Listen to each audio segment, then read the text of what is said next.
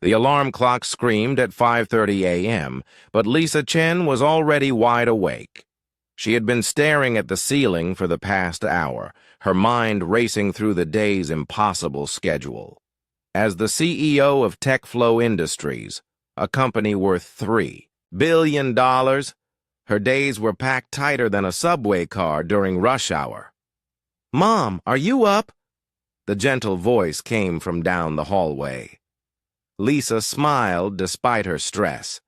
Her daughter Amy had always been an early riser, even before the accident that changed their lives forever.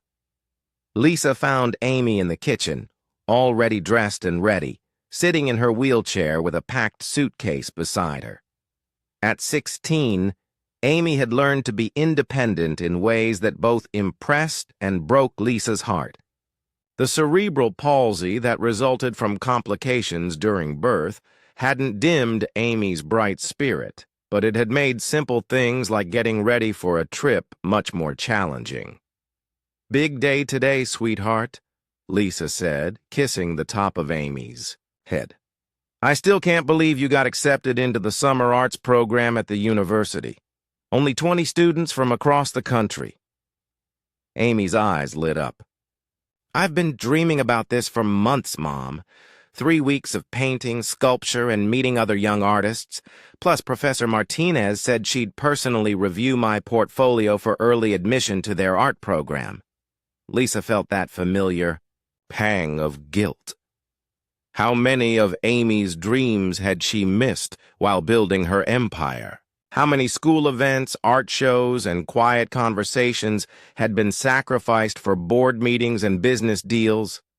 "I promised I'd take you to the airport myself today," Lisa said, checking her phone. Already 15 missed calls, and it wasn't even 6 a.m. "Nothing is more important than seeing you off on this adventure." Amy wheeled closer, studying her mother's face. Despite her youth, she had developed an ability to read people that came from years of watching the world from a different perspective. "Mom, if something urgent comes up at work, I understand. This opportunity means everything to me, but I know how important your company is too." "No," Lisa said firmly, putting her phone face down on the counter. "Today is about you, period." They shared breakfast together, something that hadn't happened in weeks. Amy talked excitedly about the supplies she'd packed, the techniques she wanted to learn, and the friends she hoped to make.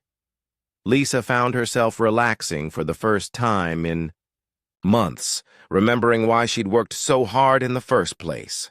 It had all been for Amy to give her daughter every opportunity in the world. At 7:15, Lisa's assistant Jennifer called. "Lisa, I'm so sorry to bother you, but we have a crisis. The Tokyo deal is falling apart. The investors are threatening to pull out, and they want an emergency video conference in 30 minutes. The legal team is already assembled, and the board members are flying in from 3 different states." Lisa looked at Amy, who was checking her flight information on her tablet. The girl's face glowed with excitement, completely trusting that her mother would keep her promise. "Jennifer, reschedule it. Whatever it takes. Lisa, this is a $200 million deal. If we lose this, it could affect hundreds of jobs. The investors are only available for the next 2 hours before they fly back to Japan." Lisa felt the familiar weight of responsibility crushing down on her shoulders. She had built TechFlow from nothing, and now 2,000 employees depended on her decisions. Their families, their mortgages, their children's college funds, all of it rested on deals like this one. She looked at Amy again. Her daughter was humming softly while organizing her art supplies, completely absorbed in the happy anticipation of her trip. "I'll find a way to handle both," Lisa said finally. "Give me 10 minutes." After hanging up, Lisa knelt beside Amy's wheelchair. "Sweetheart, I have a small problem at work. Nothing major. But I need to make sure you get to the airport safely while I handle it. Jennifer is going to drive you, And I'll have the airline's special assistance team meet you at the curb. They'll take perfect care of you." Amy's smile dimmed slightly, but she nodded. "It's okay, Mom. I know these things happen. I'll meet you at the gate before your flight boards," Lisa promised. "This call won't take more than an hour, and your flight isn't until noon. We'll still have time together." Lisa called ahead to the airline, arranging for their premium assistance service. She spoke directly with the supervisor, explaining Amy's needs and confirming that someone would stay with her daughter from curb to gate. She even provided her personal cell phone number and credit card for any additional services Amy might need. Jennifer arrived at 8:30, apologizing profusely for the situation. Lisa helped load Amy's suitcase into the car, double-checking that her daughter had her ID, boarding pass, medication, and emergency contacts. "Call me the second you get to the gate," Lisa said, hugging Amy tight.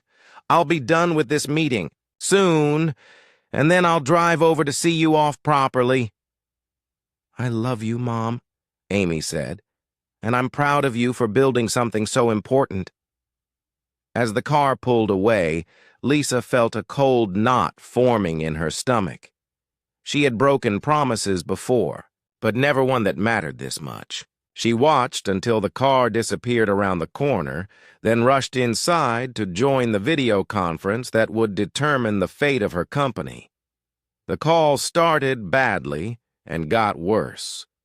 The Japanese investors were not just threatening to pull out. They were demanding complete restructuring of the deal. What Lisa thought would be a 1-hour discussion stretched into 3 hours of intense negotiation. Legal documents needed to be revised, financial projections recalculated, and new proposals drafted in real time. At 11:30, Lisa finally had a moment to check her phone. No calls from Amy. She tried calling her daughter but got voicemail. That wasn't unusual. Amy often kept her phone on silent in public places to avoid drawing attention to herself. "Jennifer, did Amy call you?" Lisa asked during a brief break in negotiations. "No, but I'm sure she's fine. The airline staff were waiting for her when we arrived, just like you arranged." A very professional young man took over her care immediately. Lisa felt slightly better, but still uneasy. She tried calling the airline's customer service line, but after being transferred 3 times and waiting on hold for 20 minutes, she had to rejoin the negotiation. The investors were getting impatient, and hundreds of millions of dollars hung in the balance. Meanwhile, at the airport, Amy sat quietly near her gate, watching families reunite and travelers rush to their destinations.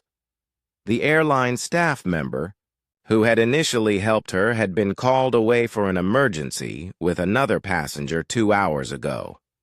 He had assured her that the gate agents would take care of her, but when Amy had asked for assistance, she was told that someone would be with her shortly. That was 90 minutes ago. Amy didn't want to be a bother. She had learned early in life that asking for help too often made people uncomfortable. She could see the gate agents were busy dealing with flight delays and angry passengers. Her own flight had been delayed by an hour due to mechanical issues, which meant more waiting, more uncertainty. She watched other passengers her age chatting with friends or parents, sharing snacks and excitement about their destinations. A part of her wondered what it would be like to travel with a group of friends, to blend into the crowd instead of always standing out because of her wheelchair. But Amy had learned to find joy in small moments. She pulled out her sketchbook and began drawing the scene around her. A businessman juggling coffee and phone calls, a grandmother knitting while waiting for her grandson's arrival, 2 young children pressed against the windows watching planes take off. She was so absorbed in her drawing that she didn't notice the concerned eyes watching her from across the terminal. Someone had been observing her situation for the past hour. Someone who understood what it meant to be invisible in a crowd of people. Rose Washington had been cleaning airports for 15 years, and in that time she had developed a sixth sense about people. She could spot a nervous first-time flyer from 50 feet away, recognize the difference between someone running late and someone running scared, and identify passengers who needed help but were too proud or shy to ask for it. Today, as she pushed her cleaning cart through Terminal B, something caught her attention. A young girl in a wheelchair sat alone near Gate 23, sketching in a notebook. Rose had first noticed her 3 hours ago when she started her shift. The girl had been in the same spot ever since, which was unusual for someone with a flight to catch. Rose had worked in enough airports to know that disabled passengers usually traveled with family or had airline staff checking on them regularly, but this girl seemed completely alone. Every time Rose passed by during her cleaning rounds, the teenager was still there, drawing quietly while the world rushed around her. Most people didn't really see Rose. She wore a simple blue uniform with her name tag, pushed a cart full of cleaning supplies, and blended into the background of busy travelers. After 15 years, she had gotten used to being invisible. Passengers looked through her, past her, around her, but rarely at her. She was just part of the airport furniture, like the chairs and the information screens. But Rose saw everything. She noticed the businessman who dropped his wallet and didn't realize it. She saw the elderly woman struggling with her heavy suitcase. She watched the young mother trying to manage 3 crying children while juggling diaper bags and boarding passes. Most of the time, Rose helped quietly without being asked. She would tap the businessman on the shoulder and point to his wallet, offer to help lift the suitcase, or entertain fussy children with funny faces while their mother got organized. Today, though, something about the girl in the wheelchair bothered her more than usual. Rose had raised 4 children of her own, and her maternal instincts were screaming that something wasn't right.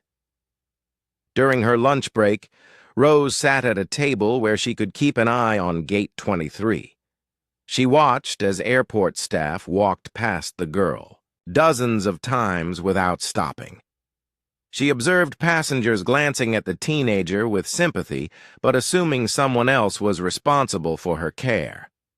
The girl seemed to fade into the background, invisible despite being right there in plain sight. Rose knew that feeling all too well. She had spent her whole life being overlooked, underestimated, and forgotten. Growing up in a poor neighborhood, she had learned early that people like her didn't matter much to people with money and power. She had worked as a housekeeper, a restaurant server, a store clerk, and now an airport cleaner. In every job, she had been treated like she was barely there.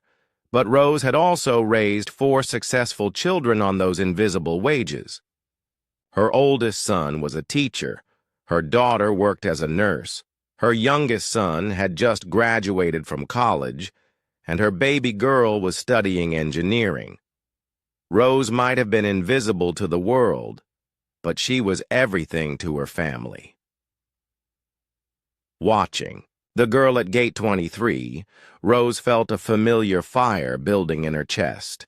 It was the same feeling she got when someone treated her children badly, or when she saw injustice happening right in front of everyone's eyes. This girl deserved better than being forgotten in a crowded airport. Rose started paying closer attention during her cleaning rounds. She noticed that the gate agents were busy dealing with angry passengers whose flights had been delayed.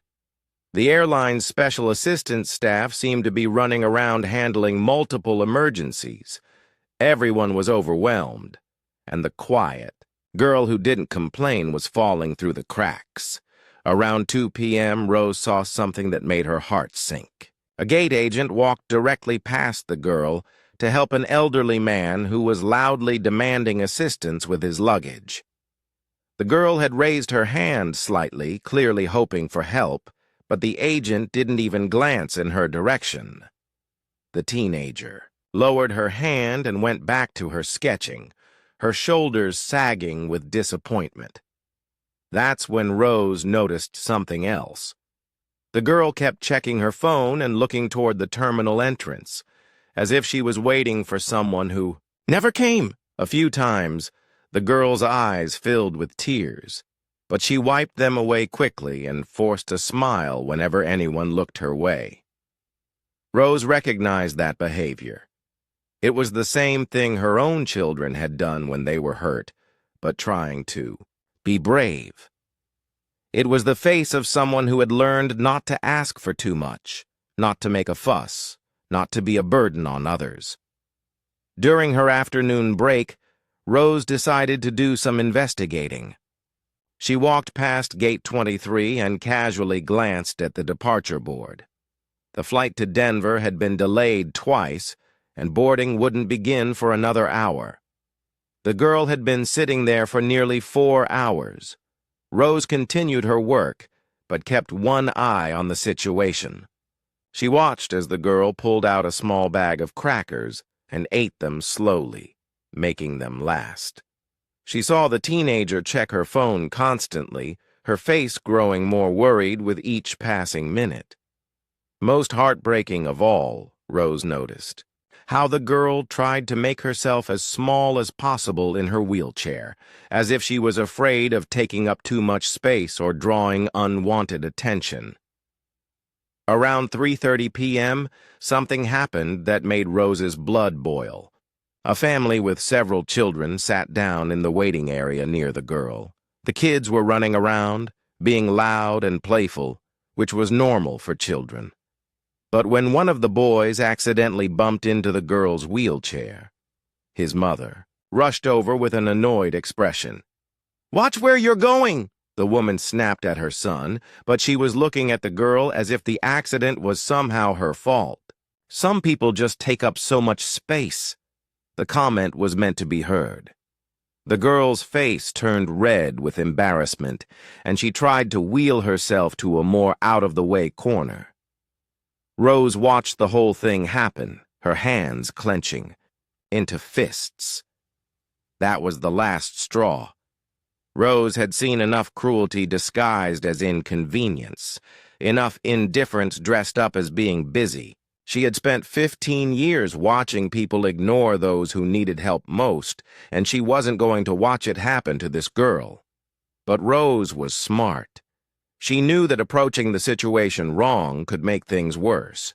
Airport security didn't always respond well to cleaning staff getting involved in passenger issues. She needed to be careful, strategic, and most importantly, she needed to put the girl's needs first. Rose finished her current section of cleaning and pushed her cart closer to Gate 23. She wanted to observe the girl more closely, to understand exactly what kind of help she needed. As she swept the floor nearby, Rose could hear the girl talking quietly on her phone. "Mom, I'm fine," the girl was saying, but her voice sounded tired and strained. "The flight is just delayed a little bit. Yes, the airport staff are taking good care of me. Don't worry about the meeting. I know it's important."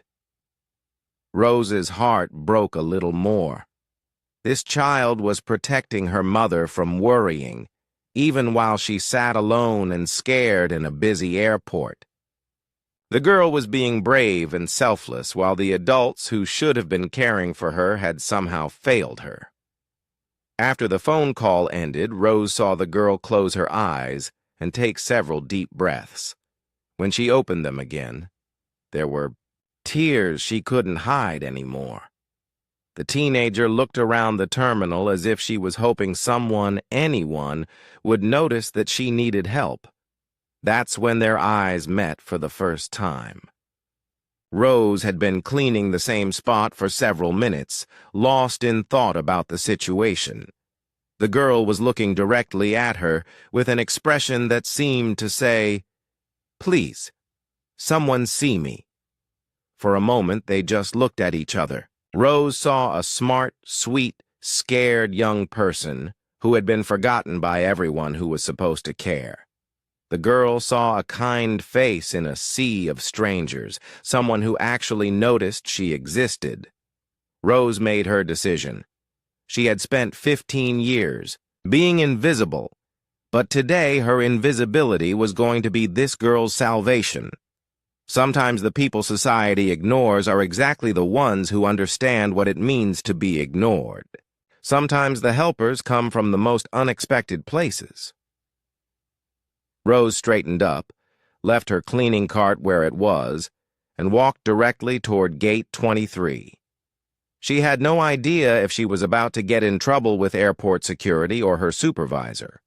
She didn't know if the girl would welcome help from a stranger. All she knew was that a child needed help, and she wasn't going to pretend she didn't see it. As she approached the girl's wheelchair, Rose could see fear and hope fighting for control of the teenager's expression.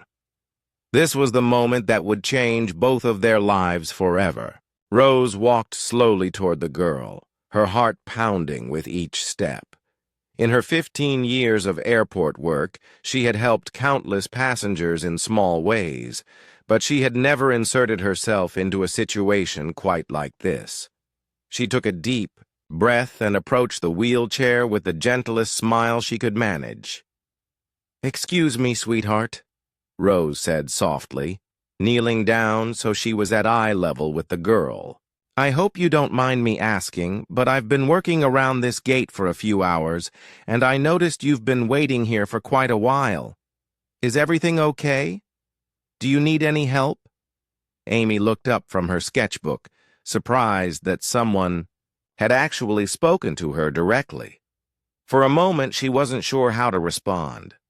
She had been taught not to talk to strangers, but there was something about this woman's kind eyes and gentle voice that felt safe.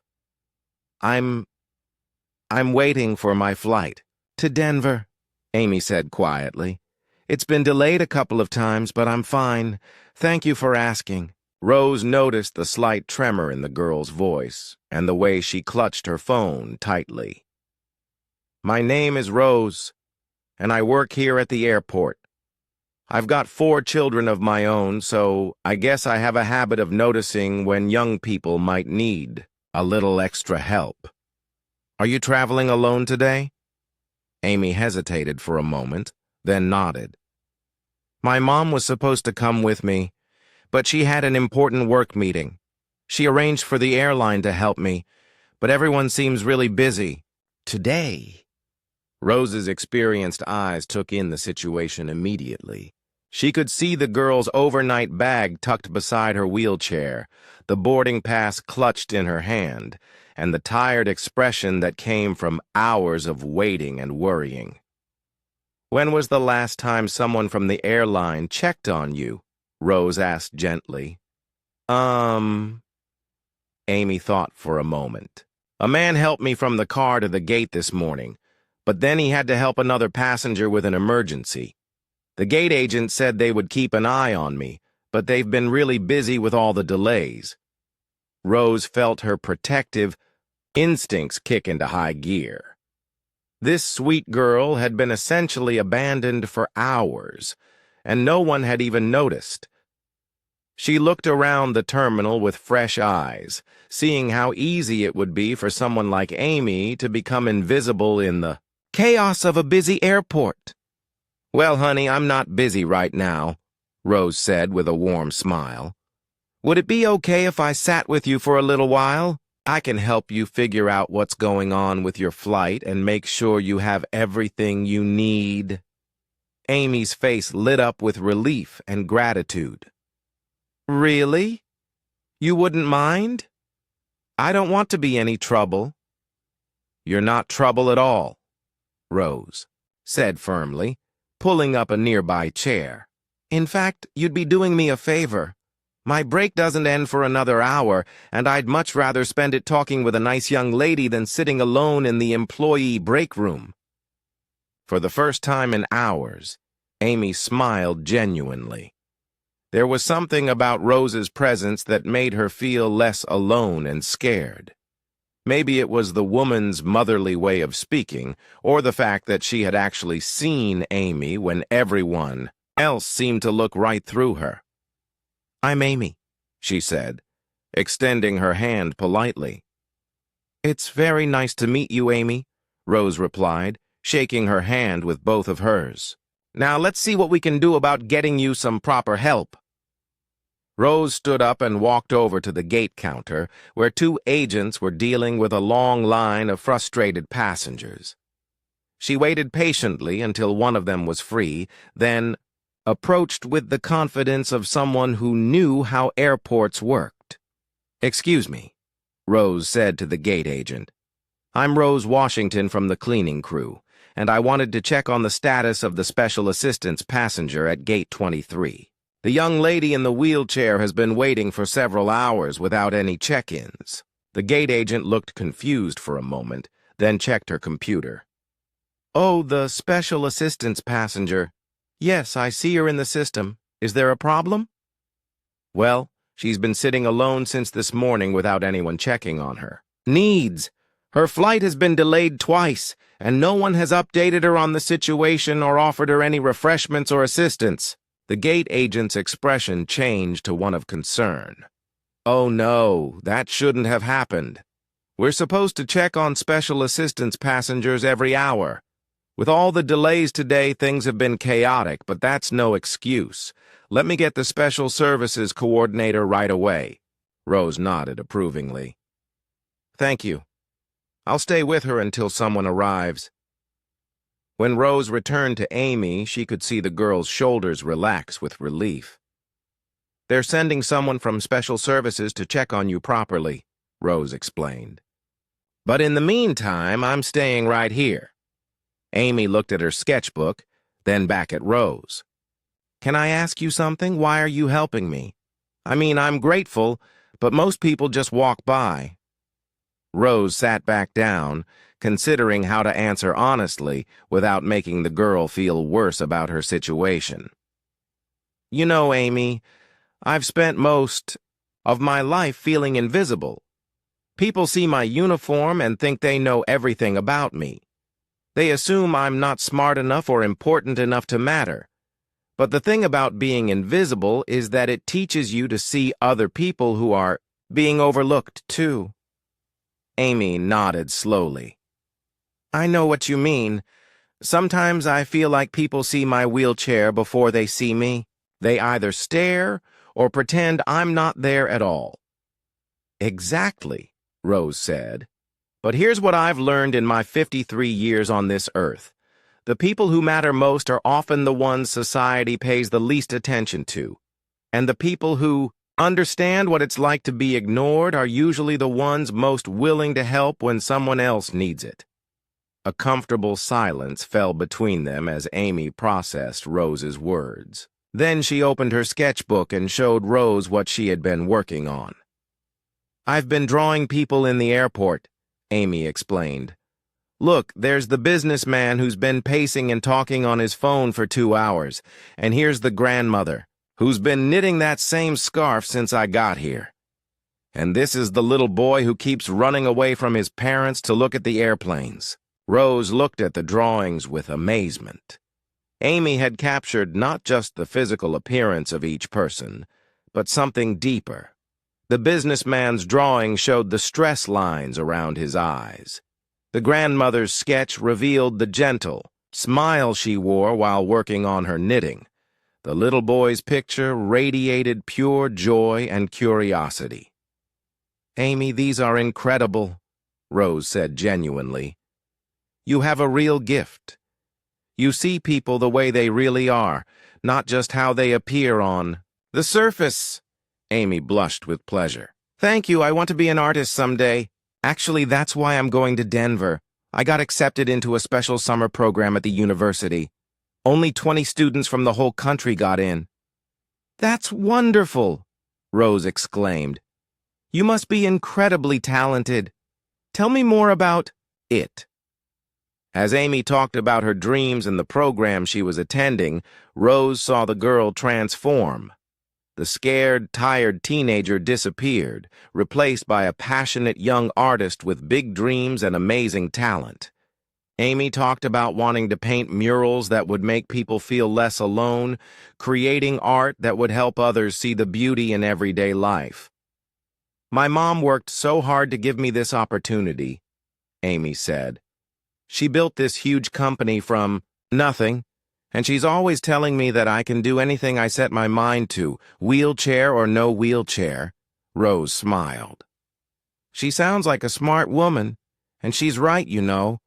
Some of the strongest people I've ever met were the ones who had to overcome challenges that others never face." Just then, a woman in an airline uniform approached them. "Are you Amy? I'm Patricia from Special Services, and I am so sorry for the confusion today.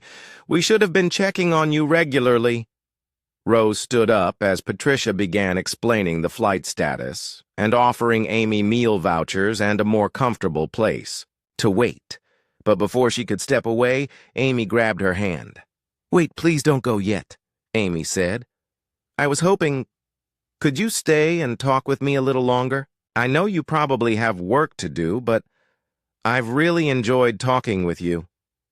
Rose looked at Patricia, who smiled and nodded. "Actually, that would be great. I need to coordinate with the flight crew about boarding procedures, so having someone stay with Amy would be perfect." As Patricia walked away to handle the logistics, Rose sat back down with Amy. The girl pulled out a fresh page in her sketchbook and began drawing again, but this time she was sketching Rose. "What are you doing?" Rose asked, laughing. "I'm drawing my airport angel," Amy said with a grin. "Someone who saw me when I needed to be seen most." While Rose and Amy talked in the airport, Lisa Chen was finally wrapping up the most stressful business meeting of her career. The Tokyo deal had been saved, but it had taken 6 grueling hours of negotiation. As the video conference ended, Lisa felt both exhausted and relieved. $200 million and hundreds of jobs had been secured. But something felt hollow about the victory. She immediately grabbed her phone to call Amy, her heart sinking when she saw the time. It was 4:30 p.m., and Amy's flight had been scheduled to leave at noon. The phone rang once, twice, 3 times before Amy answered. "Hi, Mom." Amy's voice sounded different somehow. Not upset or scared, but different in a way Lisa couldn't identify. "Sweetheart, I am so sorry," Lisa began, her words tumbling out in a rush. "The meeting went longer than I ever imagined, and I know I promised to see you off at the gate. Please, tell me you made your flight okay. Please tell me everything went smoothly." "Actually, Mom, my flight was delayed several times. I'm still at the airport, but everything is fine now. Better than fine, actually." Lisa felt her blood pressure spike. "You've been at the airport alone for over 6 hours? Amy, why didn't you call me? I would have left the meeting immediately."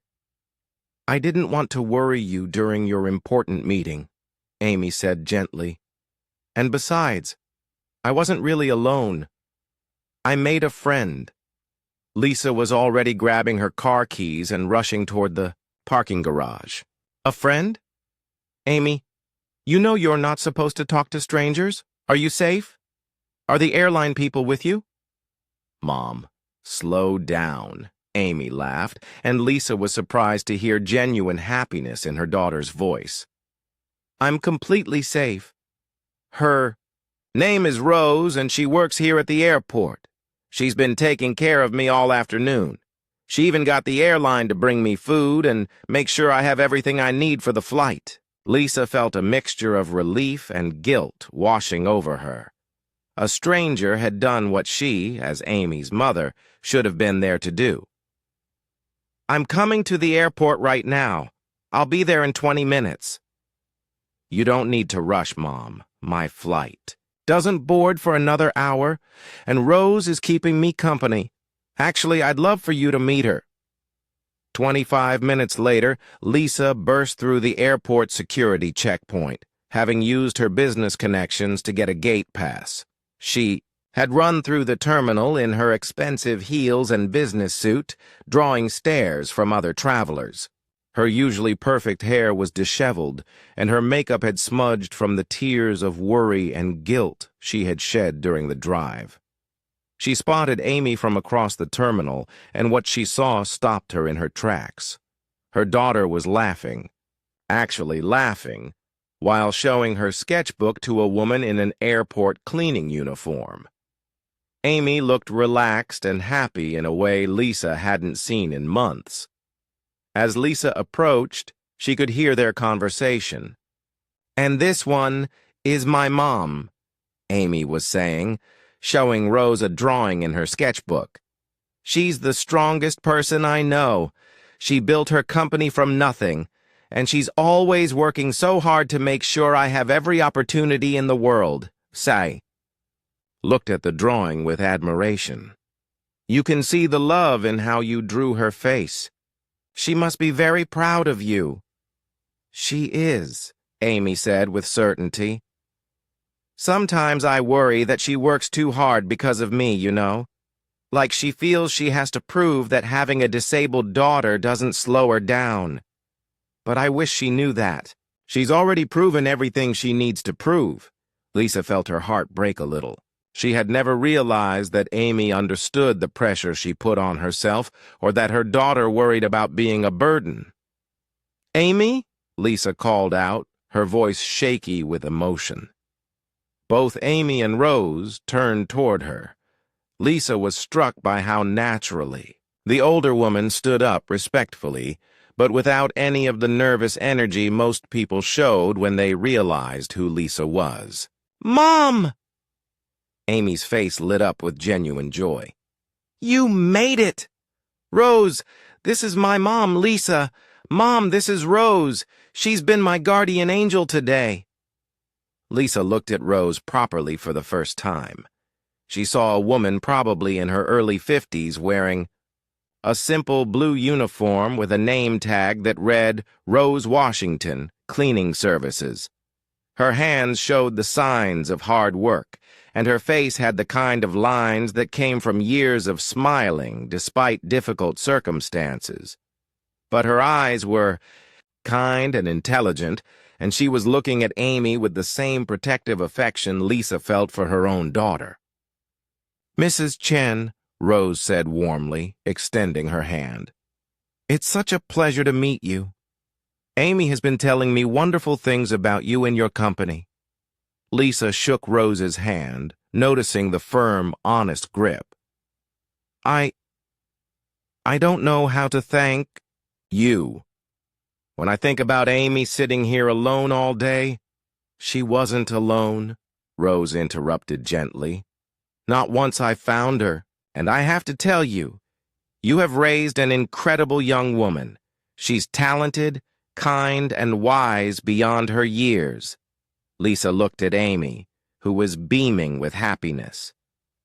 "Rose has been telling me about her children," Amy said. "Did you know her? Daughter is studying engineering, and her son just graduated from college. Rose has been working 2 jobs to put all 4 of her kids through school." Lisa felt a strange sensation, like the world was shifting slightly around her. Here was a woman who had achieved something remarkable, raising 4 successful children while working jobs that most people looked down on, and yet Lisa would never have known her story if not for today's circumstances. That's amazing," Lisa said, and she meant it. "You must be incredibly proud," Rose smiled. "They're my everything, just like Amy is yours." There was something about the simple truth of that statement that hit Lisa like a physical blow. Yes, Amy was her everything, but had she been showing it in the right ways? Had she been so focused on providing opportunities that she had missed simply being present? "Rose," Lisa said suddenly, "I need to ask you something, and please be honest. How long was Amy sitting here alone before you helped her?" Rose glanced at Amy, who nodded encouragingly. "About 3 hours," Rose said gently. "But Mrs. Chen, these things happen. Airports are busy, people get overwhelmed, and sometimes things fall through the cracks. The important thing is that Amy is safe and ready for her flight." 3 hours, Lisa repeated, feeling sick. "My daughter sat alone in an airport for 3 hours because I chose a business meeting over keeping my promise to her." "Mom," Amy said firmly, wheeling her chair closer. "Stop! You saved $200 million and hundreds of jobs today. That matters. And besides, if you had been here, I never would have met Rose." Rose looked between mother and daughter, recognizing the dynamic she had seen in her own family many times. "Mrs. Chen, can I tell you something? I've raised 4 children while working jobs that required me to miss school plays, soccer games, and bedtime stories. I used to feel guilty about every moment I wasn't there. But you know what I learned? Our children don't need us to be perfect. They need us to love them, support their dreams, and show up when it really matters." Lisa looked at Amy, who was nodding along with Rose's words. "And the truth is," Amy added, "you do show up when it matters, Mom. You showed up when I needed surgery. You showed up when kids at school were mean to me. You showed up when I wanted to quit art class because I thought I wasn't good enough. You show up in all the ways that count." Lisa felt tears starting to form in her eyes. "But I promised to be here today." "And you are here," Rose said simply. "You're here now, when your daughter needs to say goodbye before her big adventure. You're here to see her off to something that could change her life. That's what matters." Just then, the gate agent announced that Amy's flight would begin boarding in 15 minutes. Lisa felt panic rising in her chest. 15 minutes wasn't enough time to process everything that had happened, to properly thank Rose, to make sure Amy knew how much she loved her. But Amy seemed calm and ready. She had spent the afternoon with someone who understood what it meant to be overlooked, but had found strength in helping others. She had been cared for by someone who saw her as a complete person, not just someone who needed assistance. "Rose," Amy said, turning to the woman who had become so important to her in just a few hours, "I want you to have something." She tore a page from her sketchbook, the drawing she had made of Rose sitting beside her in the airport. At the bottom, she had written, "My airport angel, someone who sees." Rose looked at the drawing with tears in her eyes. "Amy, this is beautiful. I will treasure this forever. I want you to remember," Amy said, "that you're not invisible. Not to me, not to your children, and not to anyone whose life you touch." Lisa watched this exchange with a growing understanding of what had really happened today. Yes, she had broken a promise to her daughter. Yes, Amy had been left alone when she should have been cared for. But somehow, in the midst of that failure, something beautiful had emerged. Rose had given Amy something Lisa couldn't. The experience of being seen and valued by someone who understood what it meant to be overlooked. And Amy had given Rose something in return, recognition of her worth and importance. "Rose," Lisa said, her voice stronger now, "I want to ask you something. My company has a scholarship program for children of working families. Would you be interested in having your engineering daughter apply? We provide full tuition plus internship opportunities." Rose's eyes widened. "Mrs. Chen, that's incredibly generous, but you don't need to—" "It's not charity," Lisa interrupted. "Today you showed me what real leadership looks like. You saw someone who needed help, and you acted without expecting anything in return.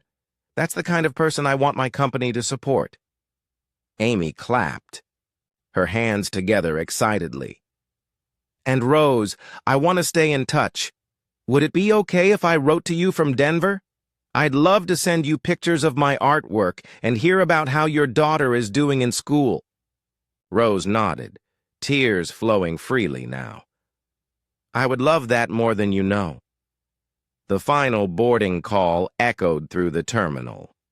Lisa helped Amy gather her things, her heart full of emotions she was still trying to process. As they prepared to head to the gate, Rose gave Amy a gentle hug. "You fly safely, sweetheart," Rose said. "And remember, you have a gift that can change the world. Use it to help people see each other the way you saw me today." Amy hugged her back tightly. "Thank you for seeing me when I needed it most." As Rose watched Amy and Lisa head toward the boarding gate, she felt something she hadn't experienced in years, the certainty that she had made a real difference in someone's life. Not by cleaning floors or emptying trash cans, but by simply being human when humanity was needed most. Lisa turned back one more time to wave at Rose, her mind already working on ways to ensure this remarkable woman's story didn't end here. She had learned something today about what really mattered, about the difference between being successful and being significant. Amy boarded her plane with a heart full of new understanding about kindness, visibility, and the angels that appear in the most unexpected places.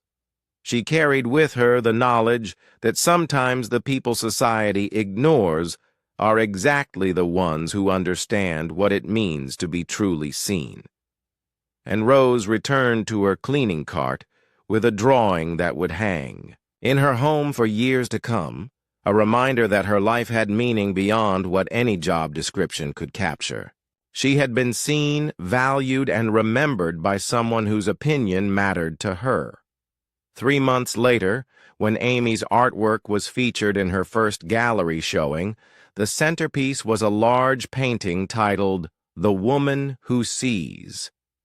It depicted Rose in her airport uniform, but surrounded by light, with hands outstretched in a gesture of help and compassion. At the bottom, Amy had written a small plaque. "For Rose Washington, who taught me that angels don't always have wings. Sometimes they have cleaning carts and hearts full of love."